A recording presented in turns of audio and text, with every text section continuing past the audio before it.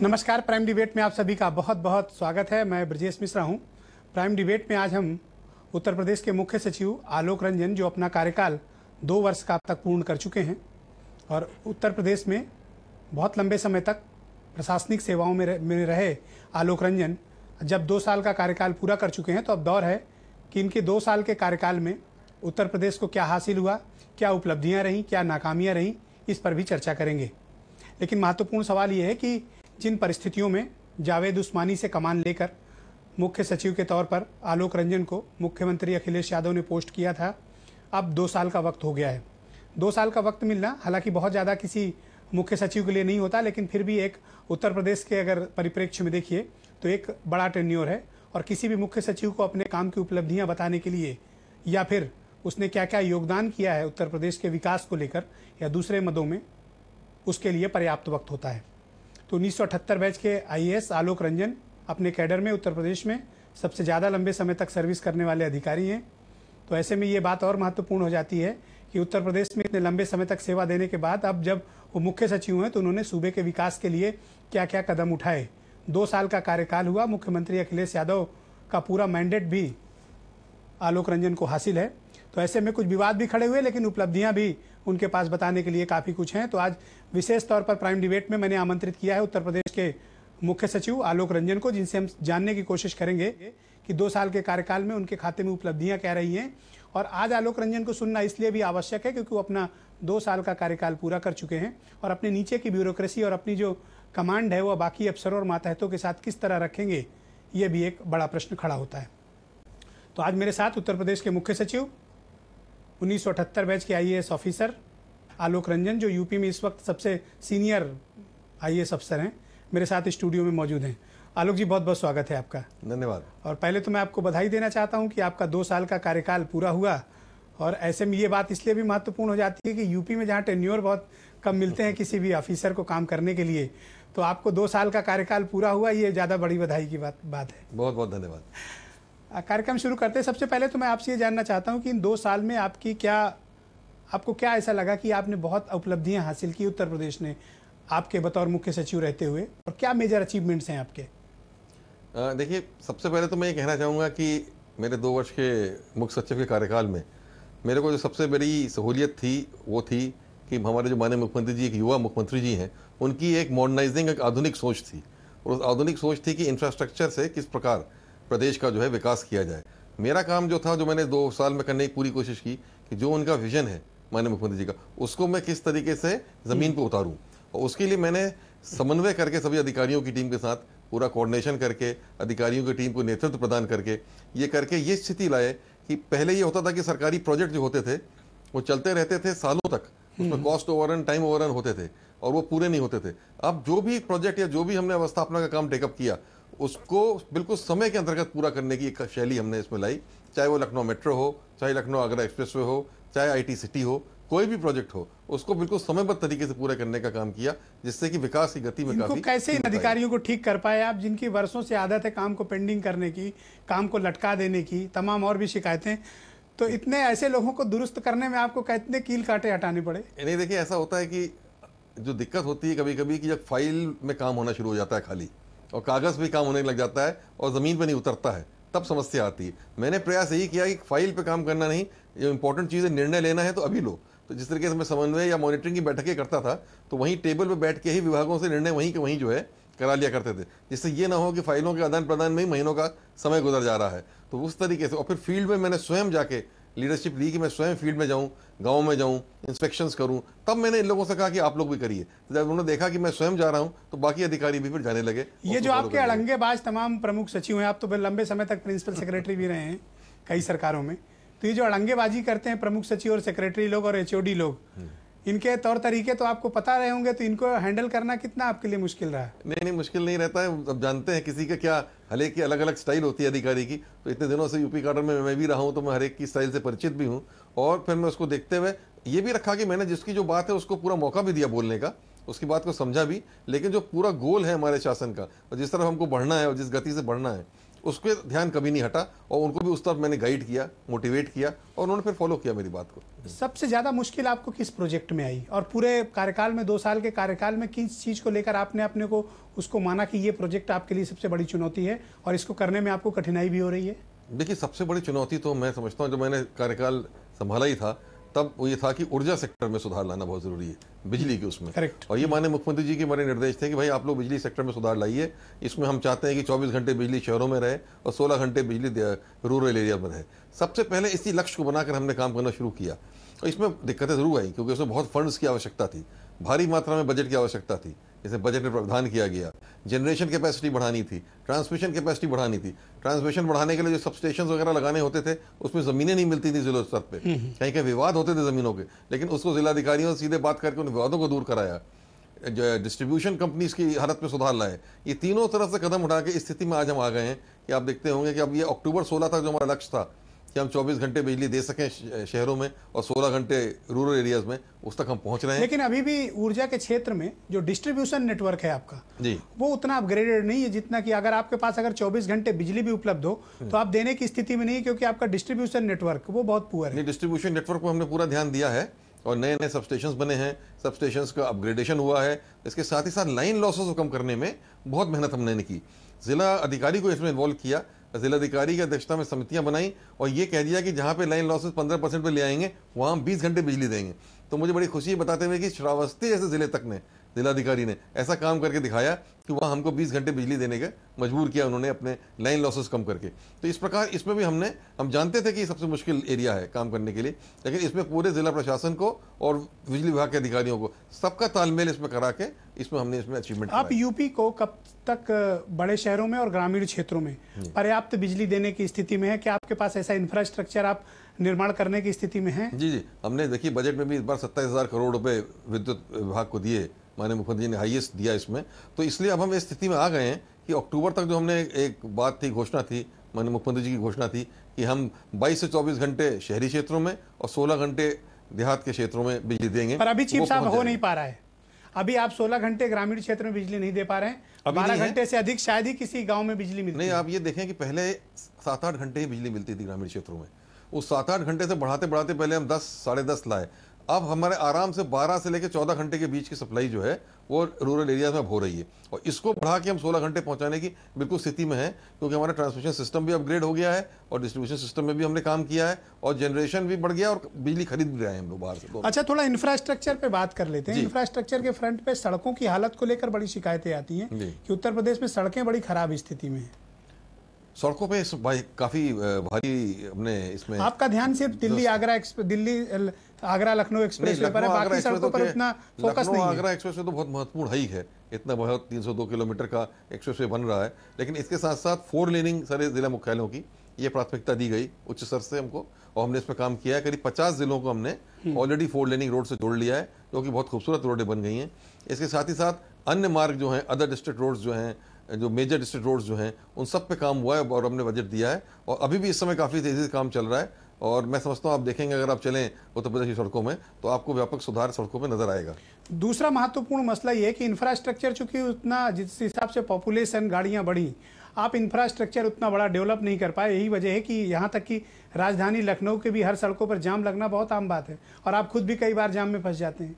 तो मुझे लगता है इस फ्रंट पर थोड़ा कम ध्यान दिया गया है। ट्रैफिक मैनेजमेंट बहुत ज़रूरी है और इस बात को मैं मानता भी हूँ कि ट्रैफिक मैनेजमेंट में अभी और बहुत काम करने की हमको आवश्यकता है।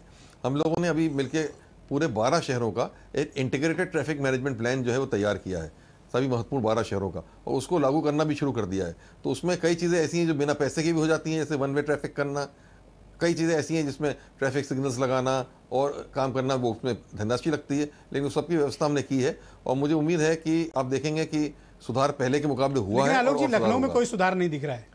लखनऊ में यहाँ तक कि मुख्यमंत्री ने भी कई बार वार्निंग दी कमिश्नर को, एसएसपी को, बट यहाँ हालात सुधरे नहीं। उसके बाद जो है, जो ये बात सही है, माननीय मुख्यमंत्री जी ने भी इस समय काफ़ी अपनी बात नाराजगी भी व्यक्त की थी और निर्देश दिए थे। तो उसके बाद मुझे याद है यहाँ के कमिश्नर को दायित्व दिया गया था, लेकिन किसी ने कुछ नहीं किया। कमिश्नर लेवल पे हुई, उसके बाद हम लोगों ने इसीलिए इसको स्टेट लेवल पर भी टेकअप किया और प्रदेश स्तर पे मैंने स्वयं अपने स्तर पे भी इसमें कई बैठकें करी लखनऊ के ट्रैफिक मैनेजमेंट सिस्टम को खासतौर से विशेष रूप से देखने में, और मुझे पूरी उम्मीद है कि आपको सुधार इसमें नजर आएगा। दूसरा महत्वपूर्ण मसला है कानून व्यवस्था। जी, उत्तर प्रदेश में आज भी ये स्थिति है कि कई जनपदों में, कई शहरों में कानून व्यवस्था बिल्कुल ठीक नहीं है। यहाँ तक कि राजधानी लखनऊ में क्या हुआ ये भी किसी से छिपा नहीं है। बड़ी घटनाएं होती हैं, लेकिन आप लोग किसी भी अधिकारी के खिलाफ कभी कठोर कार्रवाई से बचते हैं। सिर्फ बहुत स्थिति बढ़ने पर आप तबादला कर देते हैं, उसके खिलाफ कठोर कार्रवाई से बचते हैं। शायद यही वजह है कि कानून व्यवस्था आप ठीक नहीं कर पा रहे हैं। दूसरा आरोप ये है कि पॉलिटिकल प्रेशर की वजह से ट्रांसफ़र पोस्टिंग बहुत हो रही है IAS और IPS ऑफिसर्स की, इस वजह से आपका कोई नियंत्रण नहीं है।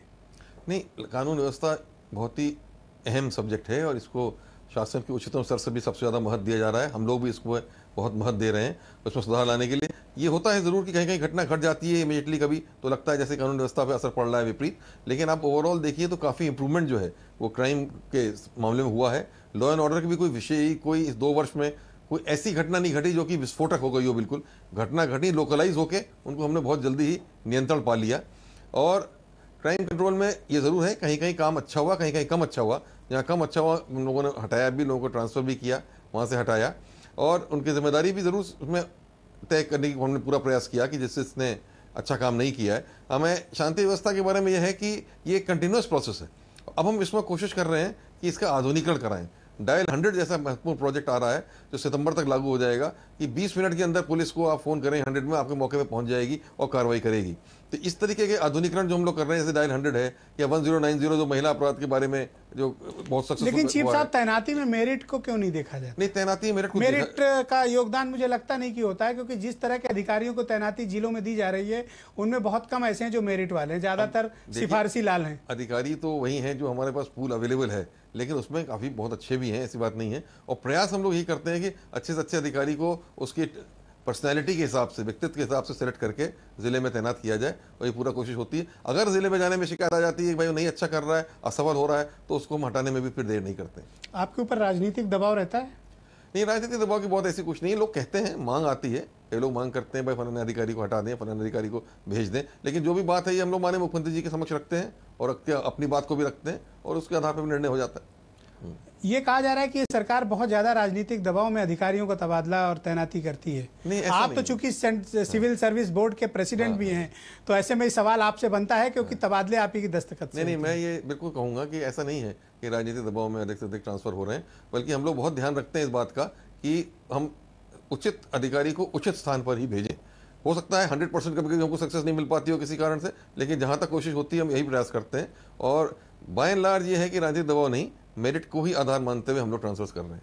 दूसरा इंपॉर्टेंट इशू ये है कि इस बीच मैंने देखा कि 2 साल के आपके कार्यकाल में बड़े पैमाने पर आपने PCS ऑफिसर्स को IAS में प्रमोट कराने में बड़ा योगदान रहा, IPS ऑफिसर्स के लिए भी यही रहा।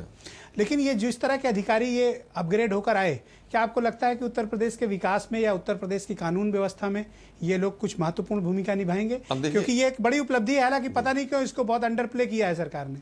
ये बहुत बड़ी उपलब्धि मैं कहूँगा, माननीय मुख्यमंत्री जी की भी बड़ी उपलब्धि है, पूरे शासन की बड़ी उपलब्धि है।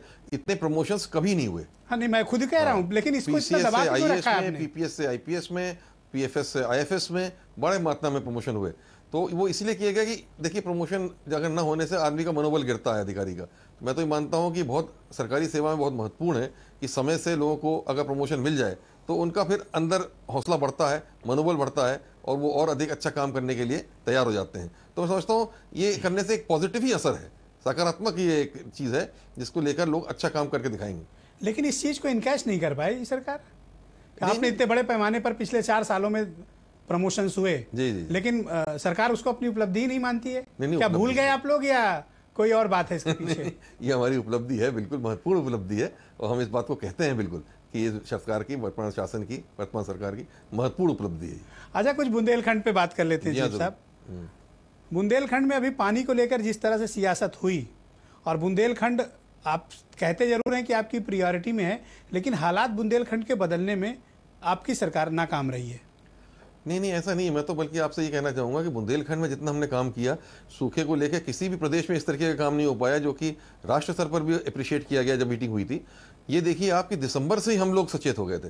दिसंबर से कि बारिश जब कम हुई और बुआई कम हुई, तो माननीय मुख्यमंत्री जी ने उसी समय सभी जिलाधिकारी, मंडलायुक्तों की बैठक की थी। उसमें हमको निर्देश दिए गए थे। उसके बाद माननीय मुख्यमंत्री स्वयं 4-5 बार और मैं भी 4 बार बुंदेलखंड गया हूँ और वहाँ बैठ के पूरी समीक्षा करना, गांव-गांव विजिट करना, पूरे मंडल आयुक्त अधिकारियों को भेजना, पूरा एक्शन प्लान बनाना। देखिए हमने वहाँ मनरेगा के अंतर्गत लोगों को काम दिलाया, 100% से ऊपर लक्ष्य हमने हासिल किया मनरेगा में, बुंदेलखंड क्षेत्र में। हमने राष्ट्रीय खाद्य सुरक्षा कानून तत्काल 1 जनवरी से पूरे बुंदेलखंड में लागू किया। समाजवादी पैकेट डिस्ट्रीब्यूशन हो रहा है जिसमें अनाज, मिल्क पाउडर, घी, तेल, चावल, आलू सब वितरण हो रहा है। ये सब हो रहा है। क्या इतना इनफ है? और पीने के पानी की व्यवस्था हो रही है। नहीं, इनफ तो देखिए ऐसा है कि सिचुएशन वहाँ की बहुत खराब थी। पानी जो कम बरसा था उसको देखते हुए हम लोग जो राहत के पॉइंट ऑफ व्यू से जितने मेजर्स ले सकते थे वो हम लोगों ने लिए, और आगे के सीजन में हम लोग और बुआई को इंकरेज कर रहे हैं खरीफ में, जिससे इनकी इनकम लेवल को भी जो है विपरीत प्रभाव न पड़े। मतलब मैंने बताया समस्या बहुत गंभीर 3 सालों से वहाँ हालात बहुत खराब हैं, तो कोई इसके लिए कंक्रीट प्लान आपकी सरकार क्यों नहीं बना पाई? क्या आपसे चूक कहाँ पे हुई? नहीं, 3 साल से हालत थी, उसके हिसाब से हमने जैसे ड्रिंकिंग वाटर है, ड्रिंकिंग वाटर की बड़ी बड़ी योजनाएं ली, कम से कम 48 नई योजनाएं हम लोगों ने बुंदेलखंड के लिए ली थी। और इस साल भी जिस समय बजट बना था उस समय 200 करोड़ रुपए सीधे बुंदेलखंड में पीने के पानी के लिए हम लोगों ने प्रोवाइड किया। तो बाकी तिल की खेती को हमने देखिए इंकरेज किया खरीफ में वहाँ, और तिल की खेती कहाँ 2 लाख हेक्टेयर से बढ़ के 3,94,000 हेक्टेयर में हम लोगों ने तिल की खेती कराई, जिससे किसान को बहुत लाभ मिला। तो वो परिवर्तन हम वहाँ पे ला रहे हैं। नए सिंचाई के उसमें नए डैम, हमारे लचूरा डैम बनकर तैयार है, अभी सीधे उसका माननीय मुख्यमंत्री जी उद्घाटन भी करने जा रहे हैं, वो भी बनके तैयार हुआ। तो ऐसा नहीं है कि कदम नहीं उठाए गए, कदम उठाए गए कुछ कुछ, लेकिन असर होने में पूरे ये भी आरोप लगते हैं कि केंद्र सरकार सपोर्ट नहीं कर रही है, बुंदेलखंड को लेकर कोई पैकेज नहीं दे रही है। बुंदेलखंड पैकेज एक जो था पहले का वही चला आ रहा है, अभी कोई नया पैकेज तो नहीं आया है। लेकिन हम लोगों ने जब भी भारत सरकार, क्या आपके पास इनफ इतना बजट है, इतने रिसोर्सेज हैं कि आप अकेले बुंदेलखंड की समस्या से निपट लेंगे? नहीं, आपको केंद्रीय इमदाद की जरूरत नहीं है? हमें जरूर आवश्यकता है। हमने अभी जैसे ड्रिंकिंग वाटर का मैं उदाहरण दे दूं कि विशाल प्रोजेक्ट एक लिया है सरफेस वाटर का, ड्रिंकिंग वाटर के लिए, वो 1680 करोड़ का है। तो उसको हम लोगों ने प्रस्तुतिकरण वहाँ नीति आयोग में भी किया है, भारत सरकार में भी किया है, और हमें आश्वासन मिला है कि हम उसमें शीघ्र जो है 50% कम से कम फंडिंग जो है उसकी 50% भारत सरकार भी करने को तैयार हो सकता है। तो इस प्रकार शेयर तो करना है, भारत सरकार को, प्रदेश सरकार को, दोनों को शेयर करना पड़ेगा, क्योंकि संसाधनों की काफी आवश्यकता पड़ेगी बुंदेलखंड की स्थिति को बदलने के लिए। आलोक जी, मैं कई डिबेट में बुंदेलखंड के मुद्दा उठा चुका हूं, आज फिर आपके सामने उठा रहा हूं, जो बुंदेलखंड के लोगों की आवाज है। आप देखिए कि बुंदेलखंड में भी आप अगर जो भी बचे खुचे उद्योग धंधे हैं, जालौन, हमीरपुर, बांदा, इन जगहों पर भी थोड़े बहुत जो धंधे बचे हैं, आज आप वहां पर बिजली का जो कॉमर्शियल रेट है, जो नोएडा में रेट लागू है, वही रेट आप बुंदेलखंड में वसूलते हैं। हालात जब जानते हैं कि इतने खराब हैं, एग्रीकल्चर वहाँ पर हो नहीं पा रही है लोगों की, और कोई जीने का साधन नहीं है, तो जो थोड़े बहुत उद्योग धंधे हैं उनको आप कोई छूट क्यों नहीं देते हैं? बिजली की कीमतें कम क्यों नहीं करते हैं कि उद्योगपति वहाँ जाएं, अपने बिजनेस लगाएं, और जो भी एग्जिस्टिंग बिजनेस है कम से कम उनको प्रमोट करें, आप उनको तो बचा पाएं। तो कॉमर्शियल बिजली के रेट्स अगर आप बुंदेलखंड में कम करें तो जो बचे खुचे धंधे हैं कम से कम उससे लोग अपना जीवन यापन करें। आप नोएडा के बराबर वहाँ रेट क्यों वसूलते हैं? अब बिजली का रेट तो देखिए पूरे प्रदेश के लिए जो है बिजली का रेट एक ही है, तो लागू रहता है। ये नहीं कि बुंदेलखंड में अलग है या नोएडा में अलग है, लेकिन वहाँ के हम चाहते हैं कि उद्योग वहाँ लगे। जो हमारी जो औद्योगिक विकास नीति है उसमें देखिए नोएडा या उधर आप कोई उद्योग लगाएंगे तो हम कोई सहूलियतें नहीं दे रहे हैं उसमें, चाहे वो इंटरेस्ट सब्सिडी हो, चाहे वो स्टैम्प ड्यूटी से वो हो, मतलब आपको नहीं देनी पड़ेगी स्टैम्प ड्यूटी, ये सब लागू होता है अगर आप उद्योग लगाएं बुंदेलखंड में या पूर्वांचल में।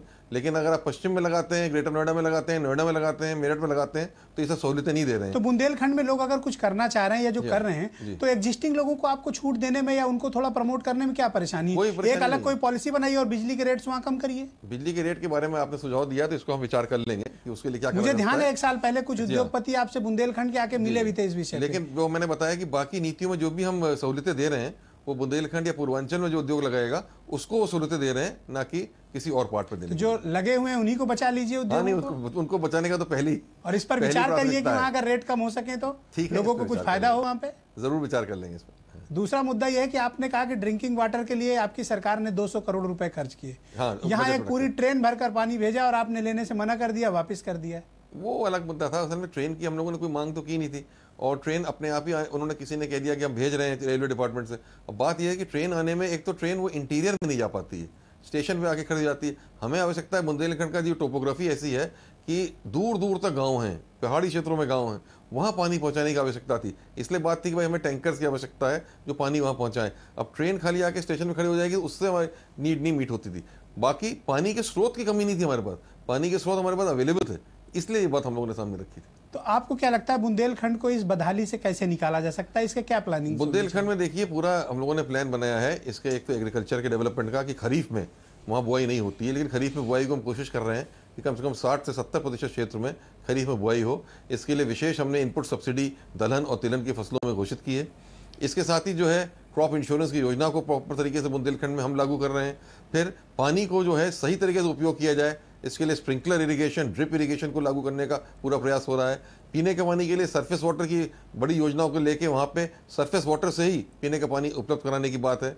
तो ये तमाम इस तरीके के प्रयास हैं, इससे हम समझते हैं बुंदेलखंड में बदलाव आ सकता है। वहाँ नए डैम भी बन रहे हैं, एरच डैम बन रहा है, अर्जुन साहब प्रोजेक्ट है, इन सबको लेकर भी काफ़ी मात्रा में वहाँ पानी की उपलब्धता को हम सुनिश्चित करा रहे हैं। बुंदेलखंड को पानी चाहिए, अगर पानी मिल जाएगा, चाहे वो माइनर इरिगेशन से मिले, चाहे इरिगेशन से मिले, चाहे पीने का पानी मिले, तो बुंदेलखंड में वही नहीं सुधार मिल पा आना रहा शुरू है। हो कुछ आपके कैडर की बात कर लेते हैं जी।